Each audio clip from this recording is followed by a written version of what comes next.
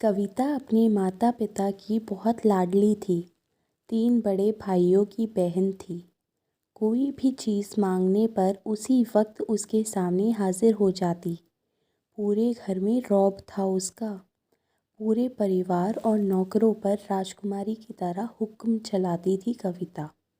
School में भी पूरा रौब था उसका। बड़े घर की लाडली जो थी, ऐसे ही उसने कॉलेज में एडमिशन ले लिया। उसके टाट पाट बड़ी गाड़ी में आना जाना, हर दिन नया फैशन देखकर हर कोई उससे दोस्ती करना चाहता था। थोड़े ही दिनों में उसके बहुत से दोस्त बन गए। पूरे कॉलेज में उसकी अपनी ही एक पहचान थी। इन दिनों उसके घर एक रिश्ता आया। खानदानी लोग थे और पापा की पुरानी जान पहचान थी उनके साथ। कविता के साथ कोई ज़बरदस्ती नहीं थी, पर कविता ने फिर भी हाँ कर दी, क्योंकि वह अपने परिवार से बहुत प्यार करती थी। वह जानती थी कि वह लोग उसका अच्छा ही सोचेंगे। लड़के का नाम राज था। राज काफ़ी पढ़ा लिखा और समझदार लड़का था। ससुराल वाले भी बहुत अच्छे थे। ससुराल में कविता की जगह वैसी ही थी जैसे कि मायके में। कोई भी कार्य कविता की सलाह के बिना नहीं होता था। सबकी लाडली बहू बन गई थी वह। फिर उसके घर एक बेटे का जन्म हुआ। राहुल कविता को जान से प्यारा था। पोता पाकर ससुराल वाले तो फूले नहीं समाते थे। कविता कभी कभी सोचती कि उसकी किस्मत कितनी अच्छी है। उसका हर अपना उसे कितना प्यार करता है। चाहे जीवन में कैसा भी समय आए, मेरे अपने हमेशा मेरा साथ दे। मैं कभी अकेली नहीं हो सकती। कितनी खुशकिस्मत हूँ मैं। पर शायद कविता की खुशियों को उसकी अपनी ही नज़र लग गई। एक दिन वह मायके जाने की ज़िद कर बैठी। राज को बहुत काम था, लेकिन वह फिर भी उसे ले गया। रास्ते में उनकी गाड़ी अन्य गाड़ी से टकरा गई। कविता, राज और राहुल बहुत बुरी तरह से ज़ख्मी हो गए। काफ़ी दिनों के इलाज के बाद राज और राहुल तो ठीक हो गए, लेकिन कविता पूरी तरह ठीक न हो सकी। सर पर चोट लगने के कारण वह अपनी आँखों की रोशनी खो बैठी। अब कविता की किस्मत जैसे उल्टे पाँव चलने लगी। मायके वाले कुछ दिनों तक उसे मिलने आते रहे, फिर कभी कभार फ़ोन ही करके पूछ लेते कि अब कैसी हो। धीरे धीरे ये सिलसिला भी कम हो गया। ससुराल वालों की सहानुभूति भी कम होने लगी। घर में किसी को पास बैठने के लिए कहती तो जवाब मिलता, बहुत काम है, अब तुम भी हाथ नहीं बटा सकती। राज भी चिड़चिड़ा हो गया था। बस राहुल ही था उसके साथ, जिसके साथ हंसते खेलते उसका वक्त गुजरता।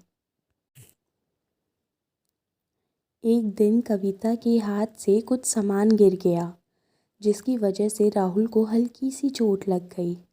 कविता के सास ससुर ने राहुल को उससे अलग कर दिया कि कहीं उसके ना देखने की वजह से बच्चे का कोई नुकसान ना हो जाए।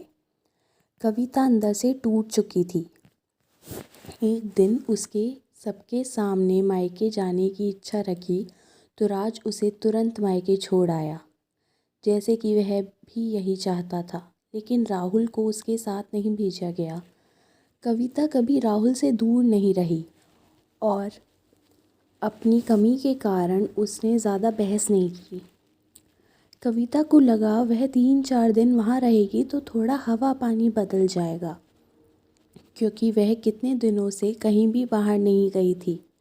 घर वाले भी इतने दिनों बाद उसे देखकर कितने खुश होंगे। कविता के घर पहुँचने पर सब लोग बहुत खुश हुए। खाने में सब कुछ कविता की पसंद का ही बना था। उसने अपने मम्मी पापा और भाई भाभीयों से दिल खोल कर बातें करी। उनके छोटे छोटे बच्चे भी बुआ के साथ घुल मिल गए थे। रात को सोने के वक्त जब वह कपड़े बदलने लगी तो उसे पता चला कि उसके बैग तो बहुत भरा हुआ था।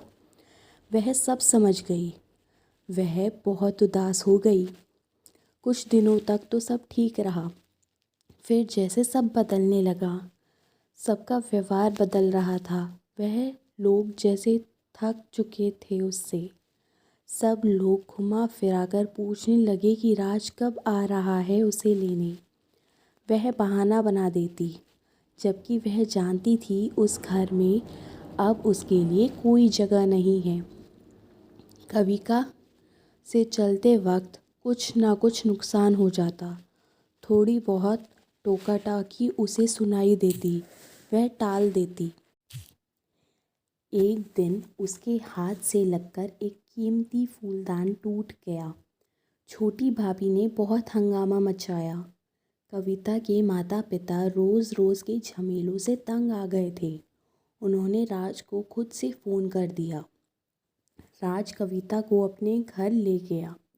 कविता को अपने परिवार वालों से यह उम्मीद ना थी।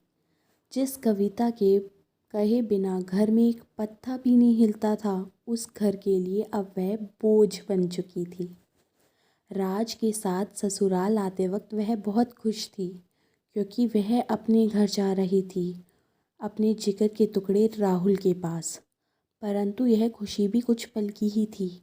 सारा बंदोबस्त पहले ही किया हुआ था। कविता को सीधे ऊपर वाले कमरे में पहुंचा दिया गया। राहुल से दूर रहने की सख्त चेतावनी दी गई। एक काम वाली लता को उसकी जिम्मेदारी सौंपी गई, जो उसके खाने पहनने जैसी ज़रूरतों का ध्यान रखती। कविता ज़्यादातर चुप ही रहती थी। कभी कभी काम वाली लता से थोड़ा बतिया लेती। उसके ज़रिए राहुल का पता चल जाता। सबकी लाडली बेटी और बहू सबकी लाडली से बोझ बन चुकी थी। आई होप फ्रेंड्स आपको मेरी ये शॉर्ट स्टोरी पसंद आई हो। अगर आपको मेरी ये कहानी पसंद आई है तो चैनल को सब्सक्राइब करें, वीडियो को लाइक करें और कमेंट बॉक्स में कमेंट करके ज़रूर बताइएगा। धन्यवाद।